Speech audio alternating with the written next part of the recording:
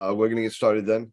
And again, our main focus is going to be building customer interactions. And I gotta let somebody else in. I'm not letting anybody else in the meeting now after this. So that's it.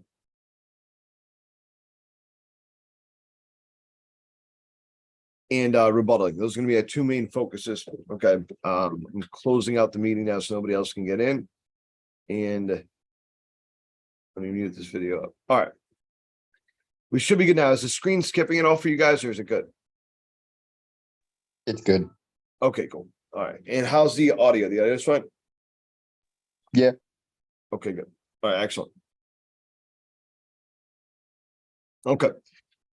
So we're going to start by going over, I think, customer interactions. I think that's the most important thing. We'll start by that. I want to start with giving a couple examples of difficult situations that you can run into that a lot of people lose for no reason. You see people lose them because they just don't know how to handle the interaction with the customer. It becomes too much for them, you know.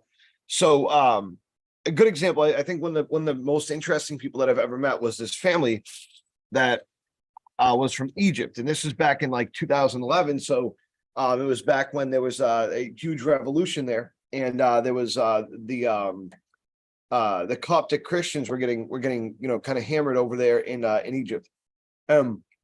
I knock on this door, and the lady answers the door, and she doesn't speak very good English at all.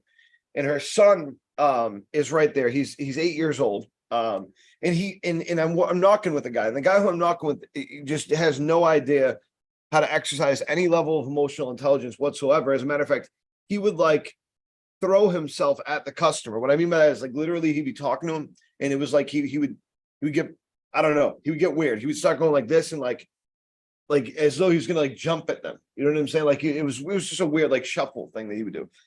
And that's why I was working with him, was because he was making customers uncomfortable. We're getting calls in from customers. So you picture this lady who doesn't speak much English. You see this guy at her door, and he's like bucking his head at her. And the son is standing in front of the lady, like protecting her. Like it looks like he's, you know, as they're talking. And I noticed that the kid that has a shirt on that says Renaissance something or other. So my assumption was that meant the Renaissance Fair, because it's Pennsylvania. That's a big thing in Pennsylvania. So I said, "Oh, have you been to the Renaissance Fair?"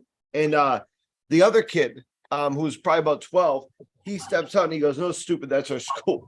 So I thought it was kind of funny that this kid just, you know, called me stupid, or whatever. So we had a laugh about it.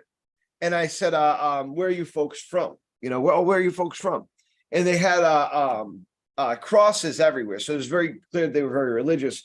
And they said they were from Egypt. So I said, "I'm really sorry about what's going on over there right now. It's absolutely terrible. I'm glad you guys are here. Do you still have family over there?" And the kid, the 8-year-old kid, pulls up his shirt and proceeds to tell me about how they were over there and his church got attacked. His family members were killed, and he got hit with a grenade or like with remnants of a grenade or something. It wasn't shred, it was burns on all down his body. So and how that had happened not that long ago, you know. So I told the lady, I said, "You know, look, I can't and I went, here's the thing is, you know, knowing this person kind of understood English because was responding back to me, did not understand very well, did not speak very well English. I said I said it slowly. It wasn't demeaning. I wasn't like, "Hi, my name is," but I was just like, "I'm so sorry that that happened. I can't imagine the pain that your family's gone through. And I'm just happy that you folks are here and safe here in this country. You know, you seem like a wonderful person." And the lady started crying. Well, it wasn't her house, it was her brother's house. So her brother came home during all this. And if you can imagine this guy walking up, and he's like, he sees people crying. He sees one guy going like this at his door, bucking his head like he's going to attack. So I don't know what he's doing. He's headbutting somebody repeatedly. And then everybody else is at the door crying, you know, because I was kind of in tears as well. And if you can imagine his reaction, he was nice, but he was like, what the hell's going on? He's like, "What's up?" You know? And the lady says to him, "These are the nicest people we've ever met since we moved here," you know? And, you know, besides the point, but they did set up an appointment. It didn't buy or anything like that, but it went through. But that's sort of besides the point. But I do want to make sure I mention that too, because it wasn't for nothing. Not that you shouldn't do that anyways. You know what I'm saying? but it's just building the connection with the customer. A lot of people miss that. A lot of people would just completely bypass that house. We'll go, okay, well, they can't understand me. I'm not going to even try here. You know what I'm saying? And I get it. I would actually encourage people, if they couldn't handle it the way that I handled it there, to actually just leave the house. That's what I encourage people to do, because you don't want to get into a situation where you're sending sales reps out to a house with people that they can't communicate with. You know, it's a very difficult situation for the sales rep. So I'd actually encourage people to handle it in a different way if they felt like they couldn't handle it the way that I handled it there. That being said, building that interaction with the customer is extremely important, and it will help you through a lot of uncomfortable areas. There was another situation that I ran into actually in the same town, different day. I believe it was a different day, but a similar situation where I was at this house, this guy's house. He had just got most of his windows done through Anderson, like corporate. And he told me this, and they were just done like less than a year before that, right? But it's the last house of the day.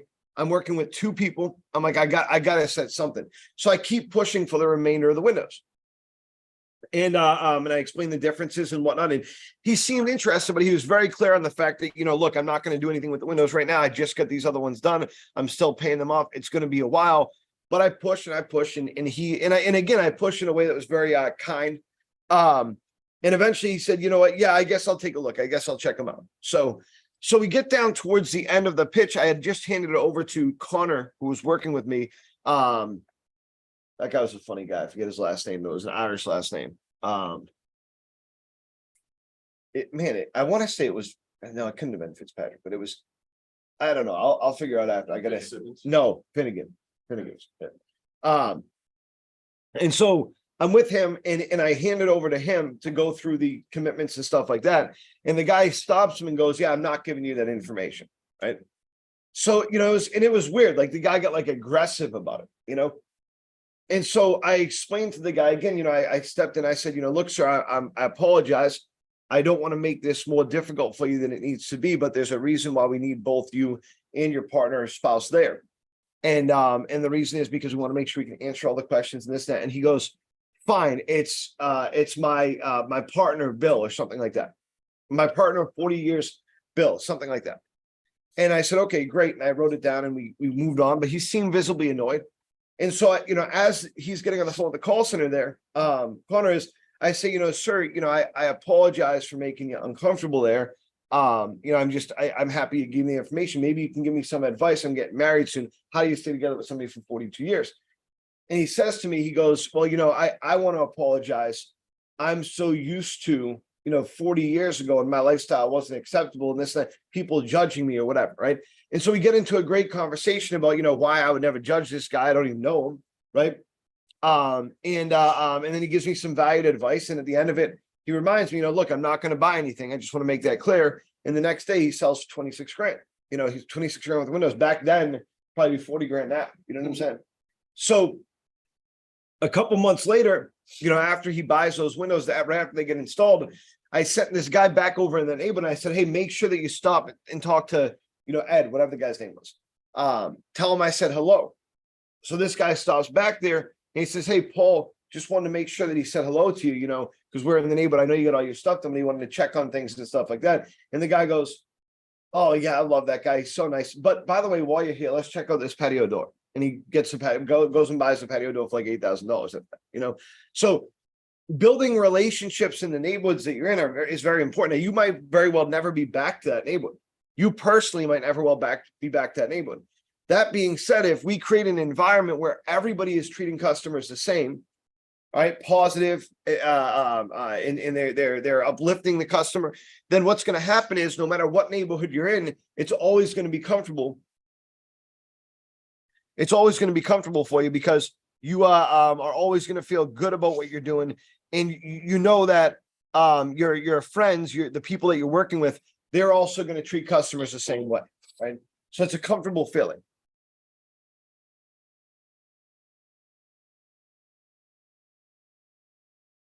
All right, so you want to hold on to that feeling. It's a comfortable feeling, okay? So if you can go out to these neighborhoods and you're treating customers this way, then you're going to get, if you're going back to these neighborhoods, you're going to get a lot of repeat business based on this, but you're also going to have really good experiences in dealing with situations that can occur in the neighborhood. So for example, another example, me and a couple guys are in the neighborhood right next door here, right next door. Okay. And we're knocking houses. This is kind of funny. This is right before COVID. We're knocking houses, and this person that we go to the house, they have a Ring doorbell, and they take the Ring doorbell and they post it online. And it's me holding the iPad, and I'm standing there and I'm swearing up a storm. I'm just kidding. I didn't do that. But no, I hold the iPad and I just walk away. And because he didn't answer the door. And the person goes, I don't know who this is in our neighborhood. Looks pretty shady. Is he holding a gun? Holding an iPad. Okay. So I'm like, oh man, great. This is all over, social media. It had like 1,200 views when I saw it. Okay. And I'm like, oh shit, like this is terrible, And I look at the comments, and the first comment is, what are you, an effing idiot? That's obviously an iPad, right? Okay. The second comment is, yeah, we talked to that guy. He was very kind. Don't be a dick. Like this guy was just getting eviscerated by all of his neighbors online, and so because of that interaction, because those first couple were people directly in his neighborhood, I mean, one of the people literally was like, I live right across the street from you and you're an asshole. Like that's how upfront people were, and so because of that, the other people that had seen it that didn't live in the neighborhood just continued suit. And all of a sudden there was maybe less than 1% of people that were defending this guy. And I had an MPS score of like 99.8. You know what I'm saying? People were very much promoters and not detractors. There was somebody that said, next time you guys are in the neighborhood, I'm going to make sure that I schedule an appointment. Right. And so it was just treating people well on the basics. It wasn't anything past that, Does that make sense? Yep. Any questions about that? So let's put this together really quick in a formula. Okay. So the first thing is, we haven't talked about it in a while, but there's certain, there's types of body language that you should use when you're walking out in a neighborhood that that you don't really think about, and maybe you should think about a little bit more. And the first one, this is going to sound funny, but one thing that I always do is I always walk fast. I always walk motivated. Show that you're motivated. You have a place that you feel like you need to be, that you want to go to. Okay. And where this comes from for me is that, like, I remember being young and I wasn't the greatest person. I made some bad decisions. And if I was scoping out a place or something like that, like I'm not walking around the neighborhood rapidly with a yellow vest on if I'm doing that, right? Like if I'm gonna do something wrong, then I'm gonna react a certain way and interact a certain way. And this was not it. Number one. Number two, the hustle, you're going to get to more houses. You're going to get to more houses, right? You're going to have more energy as well. So show the neighbors that you're motivated. Okay. Number two, and this sounds weird too, but wave to everyone. Okay. And then, and I'm just going to write down here, assuming you're not on a main road. Just do the princess wave, just keep your hand lightly like this the whole time, But it's important to interact with people in the neighborhood because, well, I'll tell you what, right? So people will say things like, oh, well, man, like these customers, whatever, the way they're acting while I'm in the neighborhood. There was a guy in my neighborhood the other day, okay, older dude, had like a hiking backpack on. There's no hiking trail right around my neighborhood. He's walking really slow, really weird guy, kind of like pausing in areas. I pulled my car right up next to him and just started taking pictures of him, because the guy creeped me out. I'm like, I got to take pictures of this guy just in case. So I got this poor bastard. He's probably like my neighbor too. And I'm parking next to him legit. Like he can see me. I roll down my window and I just start flicking pictures of him like that. And he looks over at me and I'm just to make sure, you know what I'm saying? You never know. Never know what could happen. But that guy looked like he wasn't supposed to be there. Waved to everybody. The guy looked, he wasn't interacting at all. At all. He was just, he had this like it's kind of scary look on his face. And he was just, mission oriented, but he was just walking around the neighborhood over and over and over again. So in retrospect, he was probably getting ready for a hike. He's probably getting used to carrying all that stuff with him. You know what I'm saying? But he looked like a creep. So if you're not on a main road, that interaction's important because keep in mind, you're going to talk to most of these people at some point, and these people probably have a Facebook page that they're going to see. And so you want their perception of you to be kind right off the bat. If they have a perception of anything besides that, then that's going to be a problem. That could be problematic for you in the neighborhood. Okay. You don't want the alert sent out, hey, this guy's a dick, before you even get started. So wave to everybody. By the way, too, I'm just going to add a side note here. Wave to the empty house.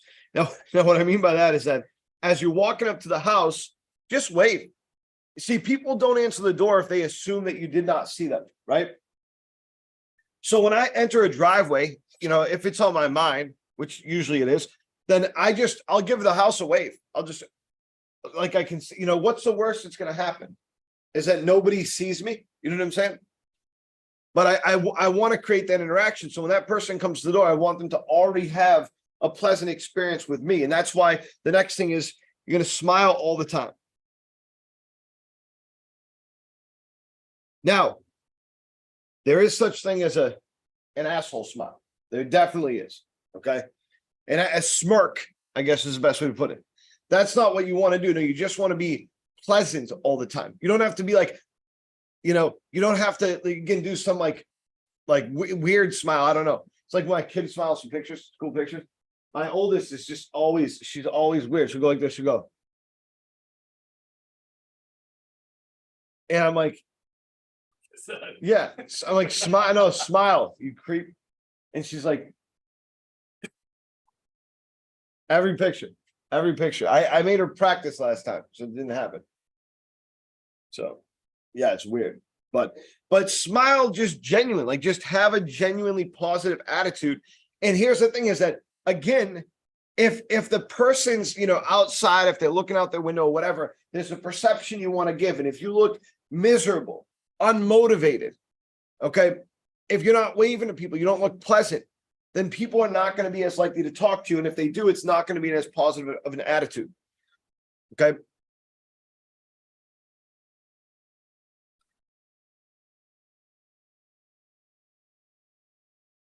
All right.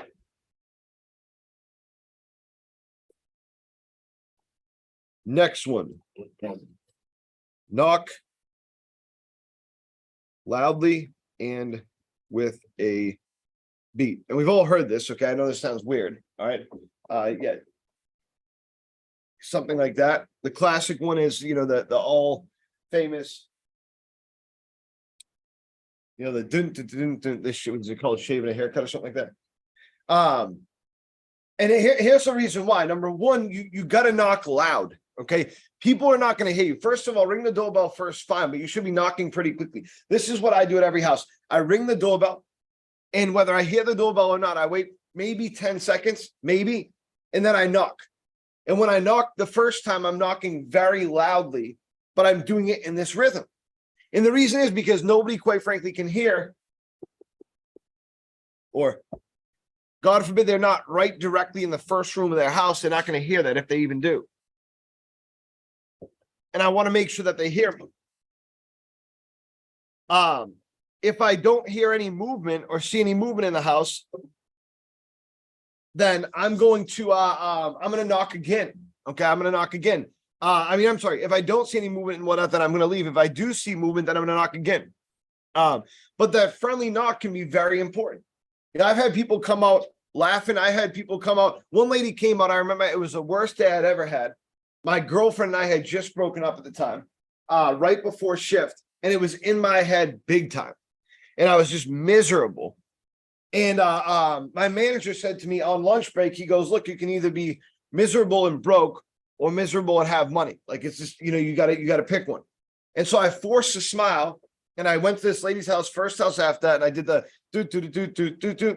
And she came out all happy, and she goes, oh my God, I thought you were my father. That's hilarious. He knocks just like that. And then she goes, you look so happy. You look so happy. And I just wanted to be like, no, I'm not going to say what I want to do, but I was just like inside. I'm like, oh, this lady, man. But she set an appointment, and I set 3 or 4 more appointments that day. I think I got a total of 5 that day. But this enables you to, you don't want to cop knock on people, right? Like boom, boom, boom, boom, boom. But you need people to hear you. So this provides you with a happy medium. Okay. When the person comes out, first of all, they're gonna see you, you're gonna see them, it's known. Okay. So I guess I'll put this way: windows are see-through.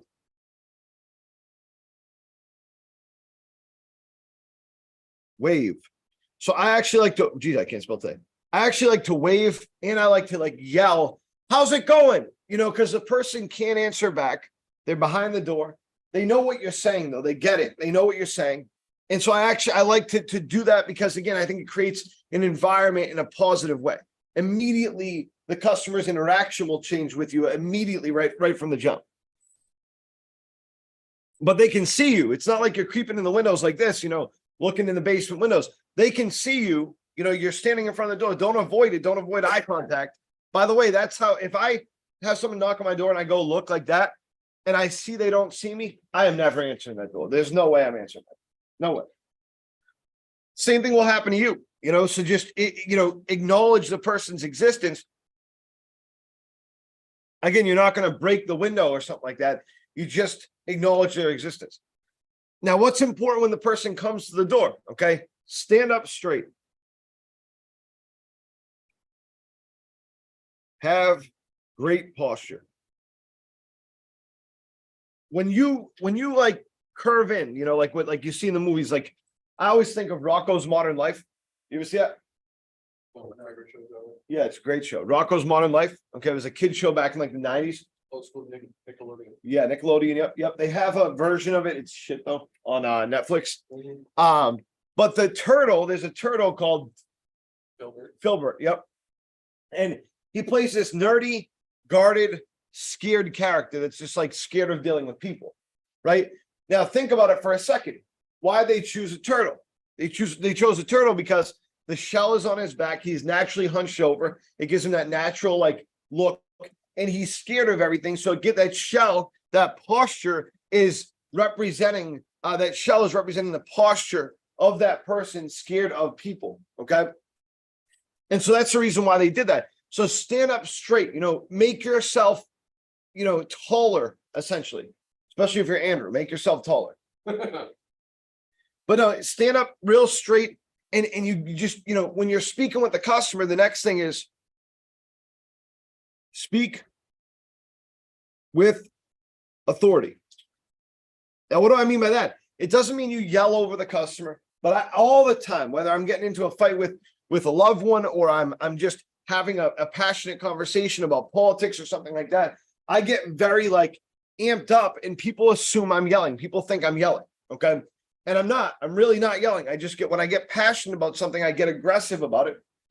And that's not a bad thing. Speak with authority. This doesn't mean you yell over the customer. What it means is that if you're speaking louder, okay, if you're speaking like the same tone I'm speaking now, customers are not going to feel like they can interrupt you.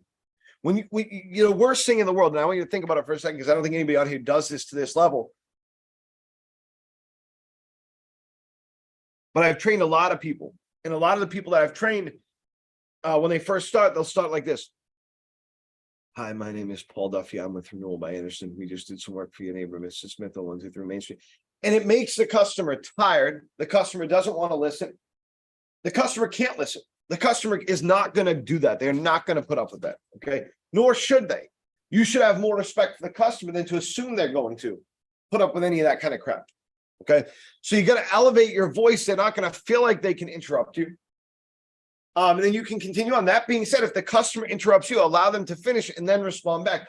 Don't jump in the middle of their objection or what they're about to say, because it's not going to help anything. Think about an argument with a spouse, okay, or a friend. How annoying is it when that person keeps jumping in mid-thought for you? Not good. Let the customer finish the thought. The system that I would use is I always would let the person finish their thought, and then I would nod twice, just like that, like visibly nod twice. And that would give me the okay to respond back. So it's not like the long nods. I'm not going like this at the door. That'd be kind of weird. Just the customer gets done objecting, and I'm just like, you know, I'm not making it visibly, just to me. Person says what they're saying, and it's seemingly in agreement. I'm just like, okay. And then I'll go. You know what I'm saying? I'm giving the person a second. Oftentimes, what you'll find too is people continue to dig their own graves. They'll continue to say more things that will help you. So they'll start off with a not interested. No, I'm not doing this. I'm not interested. And then when you don't respond back the second that they stop, they'll say, maybe in a year, maybe in a year. You know what I'm saying? So allow the customer the space to be able to do that. Eye contact. Don't be a creep. Okay. Now, what I mean by this is, pretty obvious, but when people use eye contact, a lot of times there's this thing where it's like you can't break eye contact is like the thought process. It's not, that's not the thought you want to have. That's not how you want to think about it. Eye contact is important for trust. Okay. I remember dating this girl. Maybe I shouldn't say this on YouTube, but this is truth anyways. I remember dating this girl, and no matter what I did, okay, if I went out and did some dumb things, whatever, all she would say every time is, look me in the eyes and tell me you didn't do that. And I'm like, okay, that's like a get out of jail free card. I didn't do it. No problem. You know what I'm saying? But it's associated with trust. You know what I'm saying? It's associated with trust. So that's why it's so important. Now, to me, the only thing that you don't want to stare and gaze off in people's eyes. Like, imagine being a customer, Cooks, you're in here right now. Imagine being a customer and just like, hi, my name is Paul Duffy. I'm with Renewable. I understand we just did some work. It's weird. You know what I'm saying? Yeah, right. Yeah, no, it doesn't. No, it doesn't. So but the way that I look at it is, you don't want to be jumpy with your eye contact. You know what I'm saying? When I'm in a room of people, I have a tough time. I have no tough time maintaining eye contact when I'm in a conversation with a customer individual. But when I'm in a room of people, I have a tough time picking who I have eye contact with. Now, the reason is because there's one person in particular in this company that doesn't work in our department that's higher up, that when there's a meeting going on, even if I'm not talking, they'll like look at me and just like stare at me. And it's so weird to me. And it makes me so uncomfortable. And it's so funny. I'm gonna mute this real quick because I don't want this recorded, but I'll say who.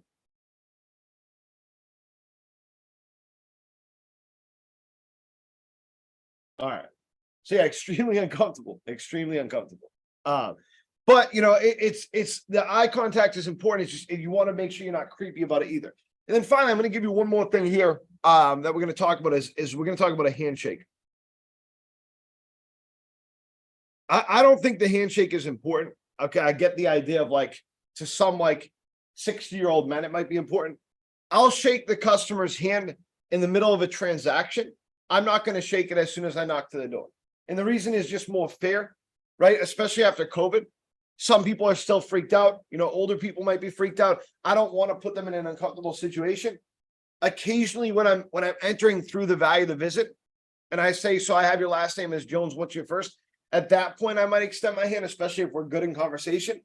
And maybe at the end of the transaction, but it's very, very much to me, customer based. If that person seems like someone, like I'll put that out there, right? Or if the customer puts it out there, I'll reciprocate. I'll fist bump the customer. Like I've fist bumped plenty of customers before. You know what I'm saying? Yeah, I'm with you. That's the way to do it, man. It's different for them. You know what I'm saying? They don't expect that. I feel like they're cool. Yes. Yeah, they do. It's true.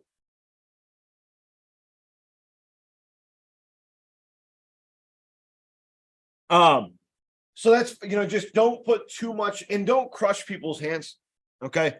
That's like such a, pathetic, like old thing. And you see, who you see do that a lot. You see like very insecure people do that. You know what I'm saying? Like I'll go to a customer's house and they'll like, you can tell they're insecure the whole time. They're the kind of people that are like, my wife doesn't need to know about this. No, I don't tell her anything. No, I'm the man of the house. And then they'll give you a handshake and they try to crush your hand. And it's like, okay, dude, you use those grippers a lot. Those little grippers, you know what I'm talking about? Good for you, buddy. You don't got to do all that. You get sure a firm handshake, whatever, this and that. It's not that part's not that important. Okay. What's important is that you make the customer feel comfortable with what you're doing and whatnot. Okay. All right. So I say these things because these are the basics, guys. If I'm in training then, I'm going to focus on these things as basics to get started because, my thing is that like, these are not personal connections. No doubt. Of course, they're not personal connections, but these are the beginning. If you can't feel comfortable doing these things, if you can't get a system down to throw these things into your pitch, then, making personal connections is going to be a lot more difficult. A lot more difficult based on that. Okay. So we're going to go over personal connections in a second. I'm going to pause for just 2 minutes to use the restroom and then we'll get started.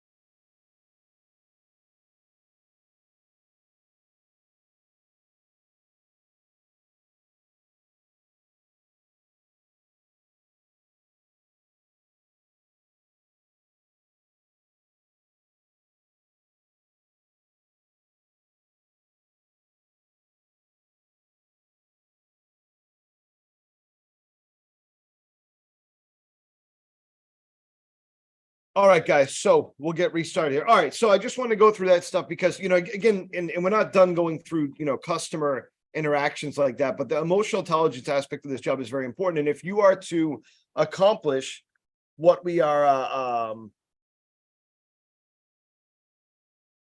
if we are going to accomplish, if you're going to accomplish dealing with customers in a way like when we're going to talk about rebuttals in a second, in a way where you're using your emotions and the customer's emotions and you're speaking to the customer in a way that's a little bit different, then you're going to have to start off the conversation. You have to have them in a positive place, right? You have to have them in a positive place. And so I'm going to look at this at kind of three different levels. We're going to talk about the beginning of the interaction. Okay. Then we're going to talk about the interaction itself. Then we're going to talk about how to end the interaction, especially if it's an unproductive conversation. Okay. We've all been there before. We're stuck at a house for an hour because this person wants to continue to talk about their, pet grasshopper, but they don't want to communicate about the windows, right? And so, like, we don't want to be stuck at a house for a long time talking about nothing, essentially. All right, so let's talk about the script. Okay, so intro. All right. So when I'm thinking about introducing myself and how I'm going to introduce myself, right? I'm knocking on the door. We talked about that, knocking positively. Okay, what's what I'm going to call it? I'm going to call it knocking positively. Okay. Then I'm knocking positively. I'm going to stand up straight. I have my posture. I have my that's the other one. Oh no, I didn't forget that. Okay, speak with authority. So I have my posture right. I'm going to look right. I'm going to say. Okay. Now, what does this mean? Okay. I have my company uniform on. I have my badge displayed. Okay. People can see my ID badge. All right. I can show it to people and whatnot. That's very important. Okay. Very, very important. I look the part. I'm wearing clean shoes. They can be sneakers, but I'm wearing clean shoes. I'm wearing a belt. This is extremely important. You should never not wear a belt. You look like an ass if you don't wear a belt. I'm just sorry you do. Okay. It's true. You gotta wear a belt. And by the way, too, if you want to be technical, coordinate it with your shoes. Okay. Like it's just, that's the best way to do it. Okay. Even if you're wearing sneakers, just get a black belt and get black sneakers. You know what I'm saying? Like it's very simple, cargo shorts are great for this job. Make sure they're not down past your knees too far. Okay. Make sure they're just above your knees. Make sure that they fit right. Like it's not, and now you don't gonna get that crazy with it. Okay. I'm not saying go buy a new wardrobe over this, but there's some stuff that I would do now that, by the way, I never did in the past that would have given me better luck and better success. Okay. I would have been able to get into more conversations with customers. Okay, so I'm wearing my polo shirt. It's neatly tucked in. I'm checking to make sure that it's neatly tucked in. I have my belt on. My belt is matching to something in my uniform. It doesn't need to be my shoes. But my favorite thing to do is to match my belt to my shoes, but it could be to something else as well. By the way, it doesn't got to be perfect. Okay, so it could be, for example, let's say you have mostly white shoes that have black highlights in them, and then you have a black belt on. That's fine. That matches. That fits. That's good. It's really hard to find a white belt that doesn't look ridiculous, and then I'm in my proper gear, okay, and then I'm not clean shaven. You're not going to be clean shaven, but I'm cleaned up. My facial hair looks like it's meant to be there. Not like me right now, by the way, dude. Not like me right now. But if I'm in front of customers, I'm going to shave my neck here. If I'm in front of customers, I'm going to line myself up or get lined up, okay, and then I'm going to trim down a little bit on the sides, a little bit in the middle here, just to kind of make it even. I'm going to do all those things before I go to interact with customers. Okay. And you can get wild with it. I mean, you want to, if you have a problem with acne and you want to go get skin treatment or something like that, I highly suggest it for your own confidence. You know what I'm saying? Like, this is something that I was having a conversation with a friend the other day, and she's like, well, there's just certain things I like, Botox, for example. Right? I'm not saying go do Botox, by the way. I'm just saying, I'm like, I don't get it. I don't understand it. You know what I'm saying? But I do. It's, you're trying to present yourself in a certain way. And in certain jobs, it's important to do that. So if you can clean yourself up, smell good. You don't want to smell like cigarettes. You don't want to smell like cigarettes and cheese. The other day, I walked yesterday through the office and I'm in the call center. Okay. And I just smell this overwhelming cheese smell. Yeah. Yeah. It's messed up. Cheese, just straight up cheese, like cheese whiz. It smelled like I dove into a just vat of Cheese Whiz and just inhaled it all, right? It was so bad. I felt it in my pores. It was terrible. And I look over and I see, I'm trying to figure out who this is. And I won't say, I don't know who it was specifically, but all I know is that I didn't want to be around the person. Okay. I did not want to be around the person. I have my assumptions. I did not want to be around the person. I felt disdain.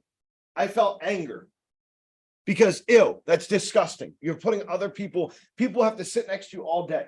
That's so gross. You know what I'm saying? Why would you do that to other people? All right. Bring deodorant with you if that's your problem. I don't think that was a deodorant problem, but bring your deodorant with you. If you, oh man, if don't forget to put your clothes in the dryer. Don't let them sit in the washing machine for a long time or wash them again. Like these are very simple steps. Take a shower. Okay. I take 2 showers a day. I take one right before I go to bed just because I feel like I have like oil on my skin. I need it off. And then I take one in the morning again. Make sure your teeth are brushed and clean. Get a toothpick thing. Use floss every day. Like it's very simple stuff. It's very simple stuff. The amount of people I've met in this job with rotted teeth in their early 20s is just screwed up. It's really messed up. It's not a good look. It's not a good look. As a person that smokes and drinks coffee and things like that, you have to have some sort of self-care routine. You just have to. And you might go, oh, this is the coaching session. And so, yeah, absolutely. Absolutely. Right. I have the things I do. For me, it's shaving my arms and legs. You don't got to do that. But right now, I didn't shave my arms and legs this morning and I feel dirty. Nobody else can tell that I didn't shave my arms and legs, but I feel dirty. Okay. So everybody has their routine, but I'm saying get a routine going that at least covers basic hygiene. I don't expect you to shave your legs, but that covers at least basic hygiene, and don't just brush your teeth. Get a good toothbrush, brush it for the proper amount of time, brush them at least twice a day, brush them after meals, floss your teeth, right? If you have problems like me with my gums, I have problems with my gums and 2 of my teeth, then you have to take extra steps. If you have to use a certain mouthwash or whatever, like just know the steps. And I know that sounds crazy. Like, what are we doing going over this in training? You're presenting to the customer. There's a reason why the company felt the need to get spray deodorants and things like that in this office. And this is the reason why. But you know what? Take advantage of it. That's the benefit of it. Okay. It's there now for you here. Get a good cologne. You got $80 and you're covered for the month. Maybe 2. A couple sprays a day. What's that? Yeah. You can get some cheap cologne for $80. $80? Yeah. My cologne costs $200 a bottle. Well, that's what I'm saying. You can get cheap cologne for $80. Yeah. That shit should last you for a while. I'm a cologne connoisseur. Yeah. You can, there's that website too that I see now where they send you like the small bottles. They send you a bunch of them. And you get to try different ones. What's that? The Barrel clones? I have no idea. I just saw a commercial for it. But yeah, Mont Blanc is my favorite. It's about $100 a bottle, probably. For the bigger bottle. I think I have Semper. Okay, cool. Yeah, I like Semper. the Million and I like the Blue Chanel. Yeah, sounds good. There's a bunch of different suggestions out there. The biggest thing is do it. Like, it doesn't ask your girlfriend or whatever, ask a spouse what they think. You know what I'm saying? The biggest thing is just making sure you take the steps, guys, to make sure that you have your basics covered. You know what I'm saying? You got to look right. You got to look right out there. Okay. If you sweat a lot, bring a little towel with you, bring a little thing with you to wipe your sweat. You know what I'm saying? I've been there before, man. Some of the days get humid and tough. Walking out there, you're dripping sweat, you're in front, and it's not always preventable, but do your best to prevent these things. Okay. So you knock positively, you're looking right. The customer's coming out the door. You're waving at the customer. You're starting off the interaction positively. You smile.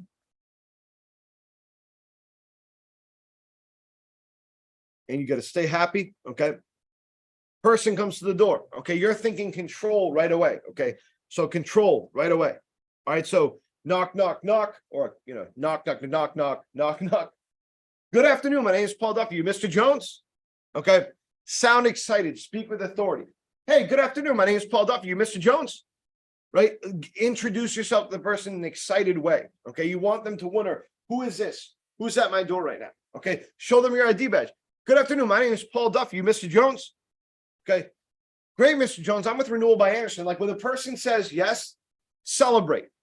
Oh, that's great, Mr. Jones. I'm with Renewal by Anderson. We just did some work for Mrs. Smith, actually, right down the street.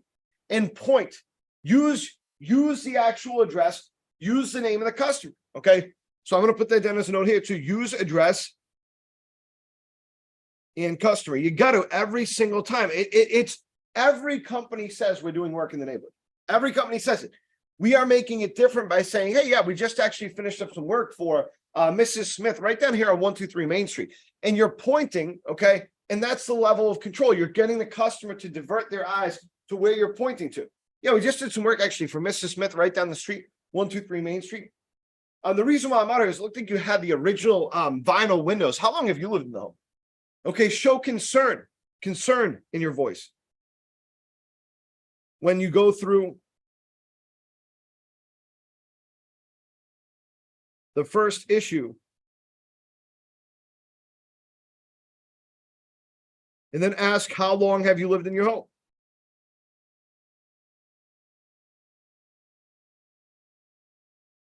Okay, so show that concern.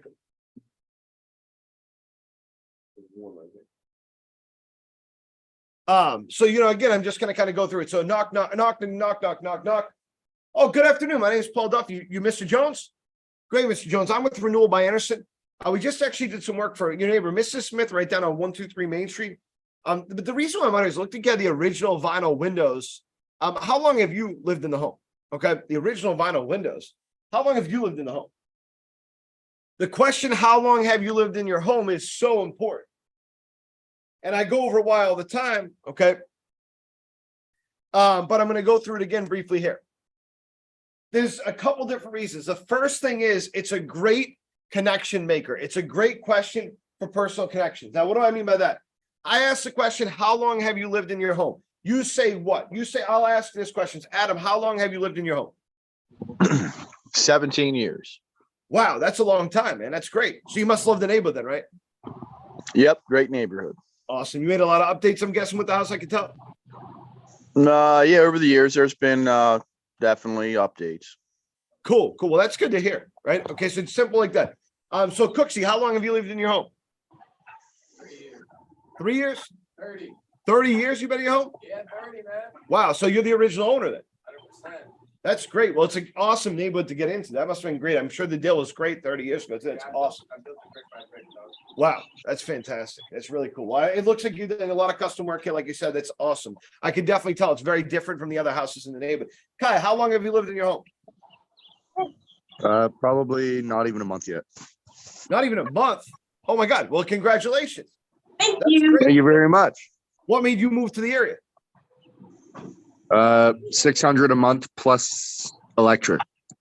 Wow. Okay, so you're a renter. Well, here's a flyer. You have a great day. I'm just kidding. But that's, you see though where I'm going with that, guys, is you start off a conversation, okay, with that customer in a very positive way. And no matter what they say, there's something that you can provide, some bit of conversation that you can provide. Okay, so I hope that makes sense to everybody. If you have any questions, just let me know. I'm happy to answer any questions that you might have. All right. But the question, how long have you lived in your home, is important for that reason. The second reason why that question, how long have you lived in the home, is important is because you're getting viable information for that conversation. So for example, if I hear 17 years, then I know, and I'm in a house that is, how old is your house, Adam? It was built in 1959. Okay, so now I know, okay, I'm in a house that's built in 1959 or the 60s or whatever I assume, but not 17 years old. So I know Adam's not the second owner. So I know maybe he's done something with the windows. If I can tell that the windows are not brand new though, if I can tell that the windows look like they are older, above 17 years old roughly, then that's a basis to the entire conversation, you know. So it's not, so I might ask you a question like, oh, okay, so you moved in 17 years ago. Wow. So the owners must have updated the windows before you moved in, I'm guessing, right? So I can ask a question like that. Right? Or, well, judging from what I can see here, sir, these must have been replaced at least a couple of years before you moved in then. Now, if he says no to that, I'm going to go, oh, okay, I apologize. They look like they were a bit older. right? It's not like Adam birthed the windows. You know what I'm saying? Right? If I hear 30 years, I'm the original owner and I see the windows are original, okay, well, now I know what that conversation is going to be. Sir, you've updated the house a lot, right, Cooksey? Yeah. Wow. Okay, cool. Yeah, I can tell the difference. It looks fantastic. I did want to point out that I noticed that those windows were original. And like I said, sir, I noticed walking up there was some rotting going on in them. I'm guessing that you're taking care of a lot of the other problems in the house. Yeah, we just kind of like. Cool. Okay. Well, that's fine. We'll get into that part after. So asking that question, how long have you lived in your home, can create a lot of conversation. The last bit of it too, the last thing that it can do for you too, is, let's put it this way, right? So I'm going to ask you guys to give me different attitudes. Okay.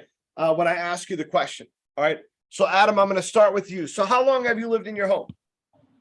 17 years. Okay, great, sir. So that's going to be a situation where I start a conversation. It's pretty even keeled, and I'm not going to be, I think that this is going to be a fine conversation. He's not overdoing it. He's not like, oh, yeah, I just moved in, right? But he's not like 17 years, right? So I know how I'm going to approach that. Now I'm going to go for a personal connection. I'm going to start that conversation. Okay, Cooksey, how long have you lived in your home? Wow. A while. Okay, cool. I'm going to maybe try to start some conversation there. You weren't like a jerk to me, but you were not specific, right? Yeah. Okay. So that's good. So I might just dig into the window problems there. Okay, sir. Well, the reason why I walked up was because they're X or Y, right? Okay, sir. Well, I'm guessing that, like you said a while. Looks like there's a lot of new neighbors around the neighborhood. So you must have been one of the first ones in. I might ask a question like that or something.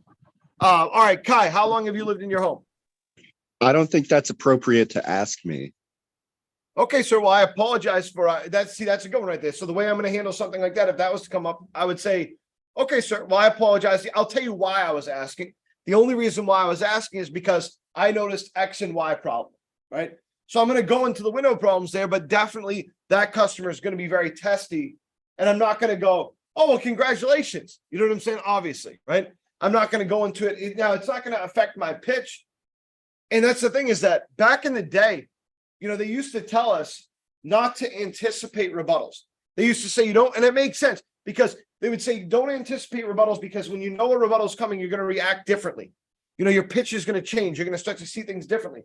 And it makes sense, and I get that. But for me, I trust you guys more than that. You know what I'm saying? I trust that you're going to make the decision based on what you can do and not based on what the customer says in their initial response. So you can look for that negative interaction because you're going to handle it slightly differently than you might have handled a different interaction, right? So I know that. I trust you guys to do that and to make the determination and to move forward in a proper way. The old system was not based on trust, okay?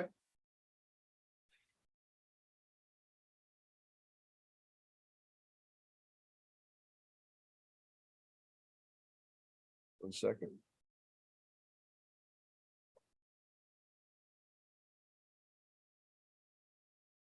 Yeah, so the old system was not based on trust, but now we base our system on trust because we trust all of you to be able to make decisions out there on the fly. And that's one of the best parts of what we've changed over the last couple of years. To me, in the script and in the system, that's one of the things that developed us from having a script to having a system, to being a system-based job. We used to be a script-based job. You repeat exactly what's on this damn paper. You don't do anything different, and that's it. You don't move from that script, and it would force people to change more. The system that we use now is a system. You stay in the confines of the scripting and of the system, but you know that you're going to be forced to change certain things. Don't be afraid of it, right? Don't be afraid of it. And that's the importance of what we're doing here. So you get that problem. How long have you lived? Or you got that question. How long have you lived in your home down?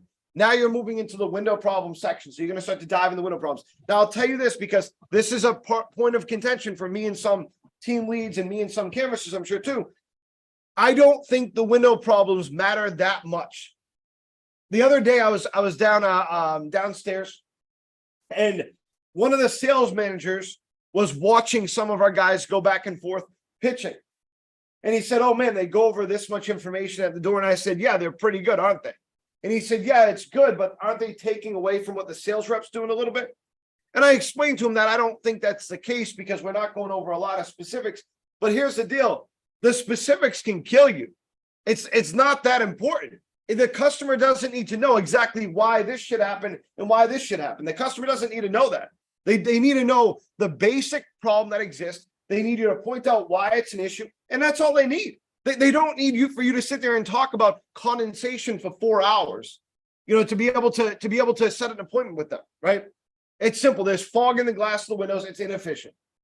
It looks like shit, right? It's just, and the way you say it's important, obviously, you don't want to say it exactly like that, but you don't need to say, hey, sir, what happened here was that the warping started to occur. And when the warping started to occur, the glass broke, or there was a spot that opened up in the glass or whatever. And now there's fog and condensation. You don't got to go in that much detail. It doesn't matter. The point is the window's blocked by fog. It's not energy efficient. It looks like shit. That's the point, right? So you just get down to the point, then you'll be fine here.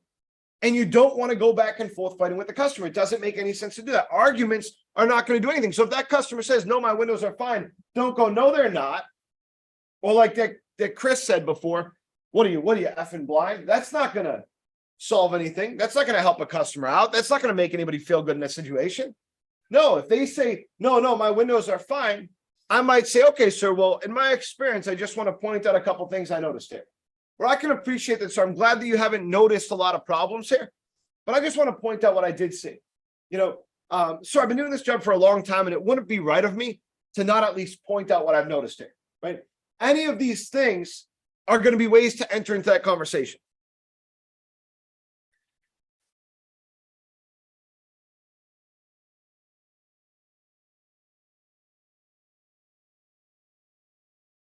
All right. So let's dive deeper into the window problems. Any questions on this stuff so far, by the way? No? Okay. All right, cool. So how do you end the window problem conversation? If you're not getting anywhere, there's different types of window problem conversations, okay? So the first type of window problem conversation is one that the customer is going to allow you to ask questions and they're going to answer, okay? And fine. Here's what you got to be careful of here. When you're doing a window problem conversation like that, you got to be careful of the way that you're asking the questions and the fact that you don't want to take advantage. You want to take advantage of the fact that customers allowing you to go through the thing. You don't want to spend an hour and a half going through every window problem that you see just because they're going to yes you. Make it simple. Go over the big ones. Go over the things that you notice first. All right. If the customer is shutting you out, if the customer is not giving you the opportunity to go through the window problems like that, all right, then recognize that you have a second section for that. You have a second part for that. You don't have to go over everything right there in the window problems. So you might touch on a couple things that you noticed. Always go with the stuff that you notice first, the things that you can point out, the things that are guaranteed to exist. Always go with that first. Don't go with drafts, things like that you can't tell exist. That makes sense? Go with things that you notice that you can point out, that the customer can't say, no, I don't have that issue. Okay. That's the safer thing to go with. Go with the safe one. That makes sense. All right. Now, if the customer's completely shutting you up, no, they're fine. No, I don't care. Nope, they're fine. Nope, they're fine. Don't get into a rebuttal pissing contest with the customer. It doesn't make any sense. Don't even say a rebuttal. Okay. So if I'm rolling through this, for example, and I point out an issue and I ask a question, the guy's like, nope, they're good. Okay, sir. Well, I'm glad that you feel that way. I just want to point out a couple things that I noticed. I did notice that this was going on and your neighbors were complaining about this as well. No, well, might have been fine. Might have been good. Okay, sir. Well, I'm glad that you haven't noticed it yet. Before I go, I just want to point out one or two other things. I noticed X, Y, and Z. That being said, may I make a suggestion, right? Move on from it. The problems exist. They know they do. They're not stupid. They might be playing stupid for you, but they're not. They know for a fact that the window problems exist there. It's just about what they're going to let you get through. Understand that customers feel like they have to be good consumers. They feel like they have to be. They can't just give you the win. What would that be? What would that make them if they just gave you the win? Okay. Customers don't feel like they can do that. They feel like it's inappropriate. Okay. All right. So you get down to the window problems. And now you go into the transition into the value of the visit. Okay. So transition.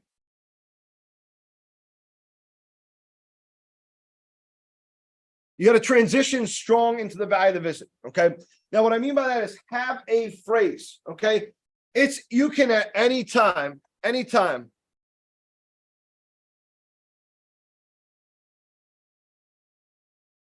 At any time, you can have the you can ask or you can say the phrase, the transition phrase, so you do know that you're going to have to do something with the windows in the next couple of years, or a version of it. Well, Mr. Jones, it looks like you understand you're going to have to do something with the windows in the next couple of years. Well, Mr. Jones, whether you notice it or not, you're definitely going to have to do something with the windows in the next couple of years. It's an easy transition. So my suggestion is stick with the easy.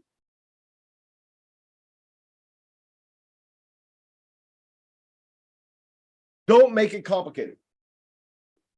Okay. Now you go into that question. Make sure you ask the question. May I make a suggestion? Okay. The only time I don't ask the question is if I experience extreme resistance from the customer, and then I'll tell them, Mr. Jones, I'm going to make a suggestion. And again, if you want a way to do this that's not going to screw up your appointment or whatever, if you feel uncomfortable just saying that, then say, well, Mr. Jones, before I go, well, Mr. Jones, I only need another minute here. Or Mr. Jones, I don't want to make this longer than it has to be for you. Or Mr. Jones, I want to make sure that I'm respectful of your time. May I make a suggestion? Or I'm going to make a suggestion.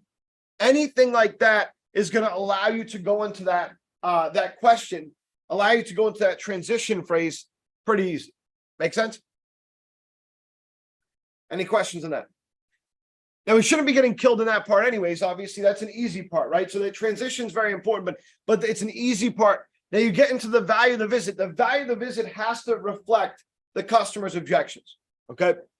Let me write that down quick.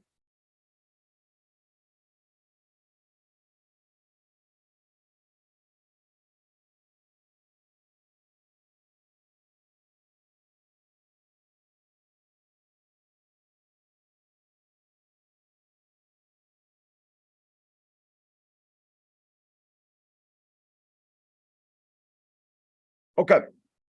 Now, what I mean by this is that you ask the question, may I make a suggestion? You're going to get a number of different answers there, right? Most of them are going to be positive. I mean, shit, I asked that question the other day in here, and I think that a lot of people said something like 95% or 97% say, yes, you can make a suggestion. But, okay, and that's a fair assessment, right? I mean, what do you guys think that at least 90% say yes, but? Sure, but Probably 95. 95. I Okay, would cool. say, like, if you get them down to that point and you already have like that impulse, they're not gonna only like kind of say no to a suggestion. I feel like it's kind of like you think of it. Yeah, I agree. Yeah, people will think that that's rude. I 100% agree. So if it's 95% of people, I mean, shit, that's pretty good. That's pretty good. There's no system I've seen out there, no scripting out there that's going to allow for 95% of the time for customers to be able to interact with you. Kyle, I'll get to you in 1 second, okay? For customers to be able to interact with you in that way. So you ask the question, may I make a suggestion? The customer says, sure, yes, you can, but yeah, however, I guess you can make a suggestion, but I'm not buying windows, anything like that. And the benefit is you don't have to address their objection. There's no reason for you to need to address their objection, right? So if a customer says to me, yeah, you can make a suggestion, but there's no way I'm touching my windows, then my simple response there is, okay, well, my suggestion is, okay. Or no, of course not, Mrs. Jones. I would never suggest that. What I would suggest is, okay, or, no, I apologize. That's even in your mind. What I would suggest is, right, anything like that to get them in the proper place to explain what you're going through. That makes sense? Right? There's a million examples. You can say a million different things. Okay. So may I make a suggestion? Yeah, look, I mean, you can, but I can't afford new windows right now.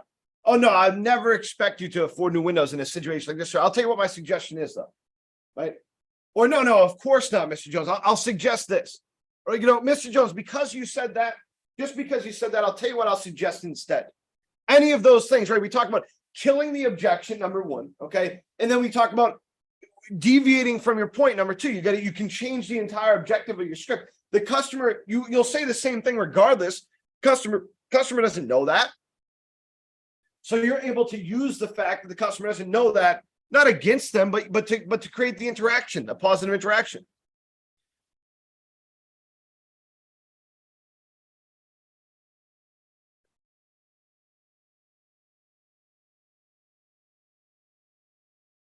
Okay, Kai, go ahead. So for the very first time this week I had that situation where I said, may I make a suggestion? And they just said no. And I wasn't really sure what to do there. What's the best situation? Like, how do I, finish the conversation from there? Yeah. That's a good question. So it doesn't happen often, but it does happen, and it's good. It's encouraging. That's the first time that you ever ran into that. That being said, I would never base any script changes or anything like that on running into something. And I know you wouldn't, but running into something one time ever, or even 5% of the time. I wouldn't make a significant script change based on that. So that's the first thing I'll say. The second thing, so it's a one-off, definitely, right? And you never want to focus on the one-offs because that's not going to help you long-term. Long-term, what's going to help you is, okay, how can I break off large percentages of these objections or of my failure? And how can I address those large sections of my failure? Now, a large section, by the way, in this job is 5%, 10%, right? If I'm doing something wrong, if I'm screwing something up that's causing me to lose 10% of the customers I could get, that's a significant thing, right? If it's something like this, then it's probably 0.0000002%. Like, I don't know, I'm bad with math, but it's probably somewhere along the lines that I guarantee that it's not a big deal. However, I'll tell you how to address it. If that happens with me, if I say, may I make a, because it's happened before, may I make a suggestion, and the customer just says no, then I'm probably, well, first of all, I'll probably laugh, but that's exactly when I use a rebuttal. That's when I say, okay, well, of course I didn't expect to catch you on the day that you're ready to replace your windows. However, we're getting ahead of ourselves, Mr. Jones, because that's where you insert a rebuttal. That's the one place where you use the actual script all the time. That's what it's there for. Here's the thing. A no translates to what? What objection does a no translate to? Not interested. Exactly, not interested. A no translates to me to a not interested. It's just a very extremely aggressive, not interested. I don't mean aggressive, obviously, in a negative way, but just in general, it's more of an extreme. That makes sense? Kind of, that makes sense? Yeah. Okay, great. All right. So now we're moving through the value of the visit. And our value of the visit is going to reflect whatever the customer said. Now, most of the time, that's going to be pretty basic. The value of the visit doesn't need to reflect anything crazy most of the time.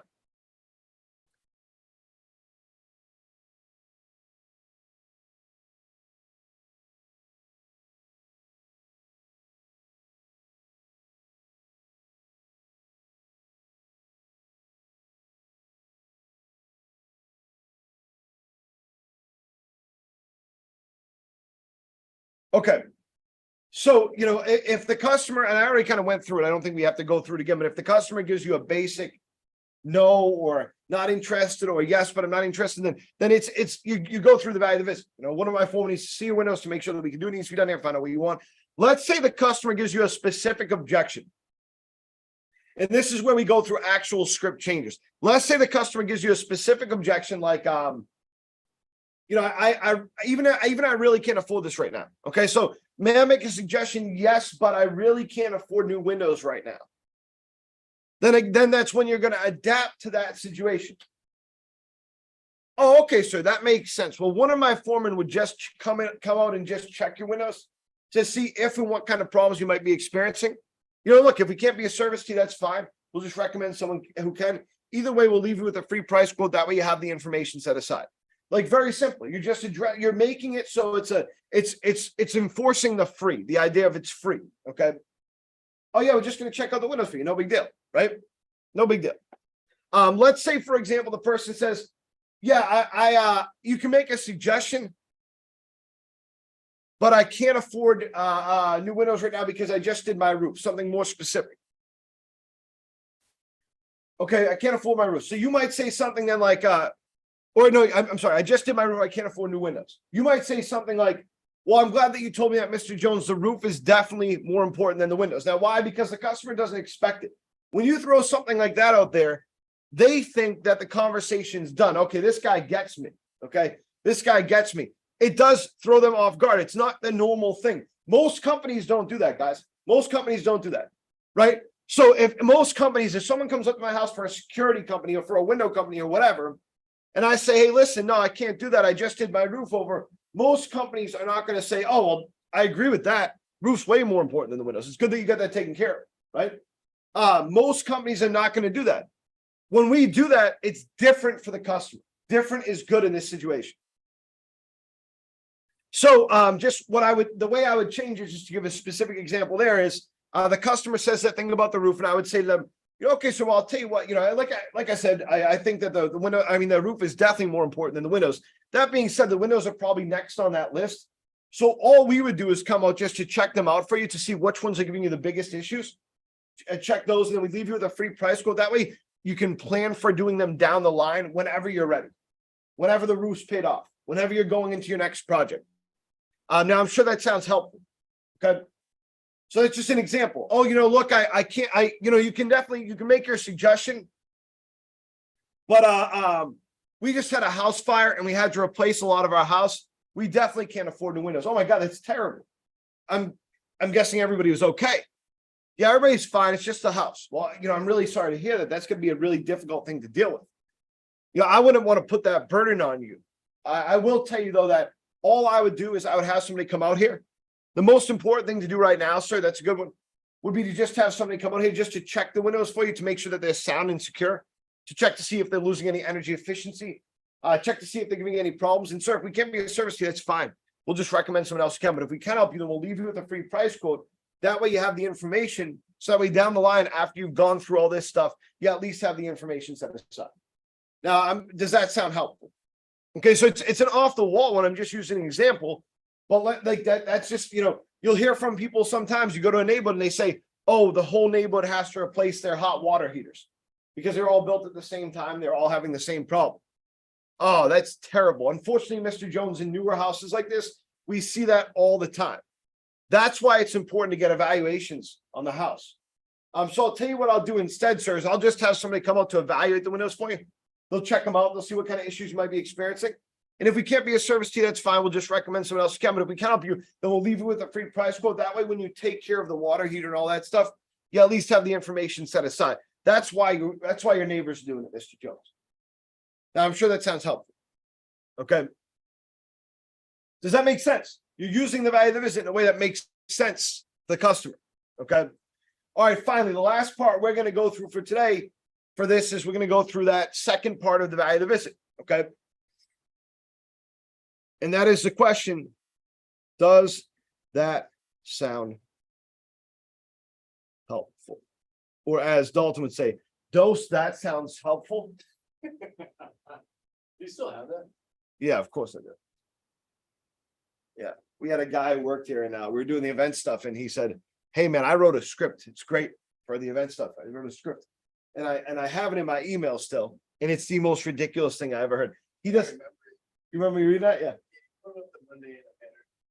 Yeah, yep. It's hilarious. Instead of does that sound helpful? Dose. I say I'm sure that sounds helpful.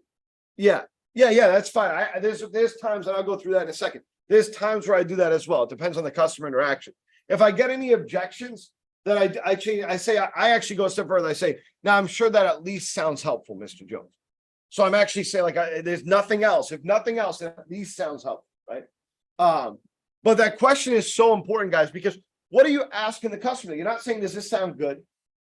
You're not saying, does this sound like fun? You're just saying, does that sound helpful? Okay. Of course it does, right? I mean, when you break it down, how does it not sound helpful? If a customer said no to that, you could literally, I wouldn't say this, but you could go, how? The hell's wrong with you? How does it not sound helpful? If it's perfect to what you just said, what the hell's wrong with you? Right? No, you're not going to do that, right? You're going to treat no's, just straight up no's as those textbook objections. But let's say, for example, the customer says, usually they will in a situation like this, you know what? I can't even think about the windows right now. Oh no, I wouldn't encourage you to, Mr. Jones. The goal of the visit would just be to go over your options, answer any questions that you have, and then leave you with a free price quote. And then we leave you with a free price quote that's good for 1 full year. That way you don't have to think about this until next year. Okay. Now I have your last name here as Jones. What's your first? And this goes into that second part of the value of the visit, guys, where the second part of the value of the visit number 2 is our strongest rebuttal. That's the truest thing in this thing, is that the value of the visit number 2 is our strongest rebuttal. That is our strongest rebuttal. Go over your options, answer your questions, leave you with a quote good for 1 full year. The amount of people that I've had come and tell me, well, why don't we just say that in the beginning? If it's so important, why don't we just say it in the beginning? Because you can't lay all your cards on the table. That answers almost every objection in some way, shape, or form. It's not perfect, but it answers every objection. There's no objection out there within reason, except for I'm going to do this in 5 years, which we'll go over in a second. Within reason, that's going to be stopped. That's going to stop that from being the most important rebuttal. Okay, so why? Because it's adaptable and easy. This is where killing the objection and changing the point of the appointment or of the conversation. This is where that becomes super important. Okay, because you're asking the question, does that sound helpful? The customer's following up with some sort of objection, and we have the perfect rebuttal leading right after it. So the customer says something like, look, I just had to replace my car. There's no way I'm doing the windows right now. Then I might say to that customer, even a version of the script would be fine. I didn't expect to catch you. Well, of course, sir. First of all, are you okay? Like, did you have to replace? Did you get in an accident or something like that? Oh, no. It's just getting old. It's just getting old. Okay. Well, is that your new car? Well, it looks great, sir. That was a good buy. Definitely. Well, I'll tell you what, so I can imagine that you're not in a position to do that right now, given you just spent for that beautiful car. That being said, the goal of the visit is only to go over your options, answer your questions, and leave you with a free price quote that's good for 1 full year. So at least you have the information set aside. Yeah, no, you look, I just did my roof, like I said, so I really can't afford new windows, Oh, yeah, no, sir. And like I said, I would never expect that from you, sir. But you did plan on doing the roof, right? You did that. You planned it before you did it. Yeah. Okay. Yeah, and that's exactly what we'll do, sir. We'll come out and go over your options, answer your questions, and we'll leave you with a quote that's good for a year. So that way you have a great planning tool for whenever you're ready. Okay. So simple. Turn it into a planning tool. Okay. That's very helpful in this conversation. Let's say that the person goes,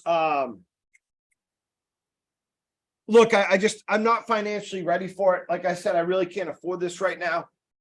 It's just times have been tight. Oh, sir, I'm glad you told me that now. I apologize. I'll tell you what I'll do, sir, instead. Then what I'll do is just have them come out to go over your options, answer any questions that you might have, and then we'll just leave you with a free price quote. That way you at least have the information set aside. 1 second.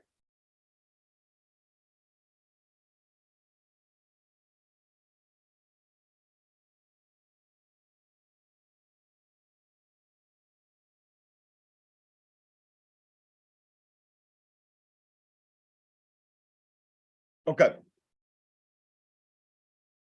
All right. Any questions on that? In that situation, what you just said, Uh-huh. would be not a good situation to be like, I'm actually glad that you said that, and then be like, that's the value of our visit.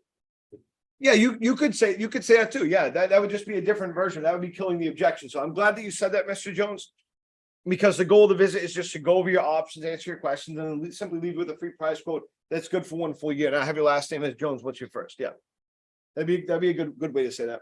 Any other questions or anything? Okay, so here's the deal. It's 11:50 right now. I want to give a little bit of time in between here and the management. When we're going to have that management training here in 10-15 minutes or so. There should be some more people on that one. So we'll take a little break. This is recorded, and we're going to go through the second half of the script at a different time. But when it comes to advanced training, what you guys got to remember is that what you're trying to do is you're trying to update your system. You've gone through the script now. You're trying to update your system. Never update your system without updating your script. Never do it. You got to go back and study your script. Go back and study your script and update your system. Okay. You got to make sure that everything is healthy in this vehicle to give you success. Okay. Make sense? All right. I'll talk to you guys soon. Thank you very much.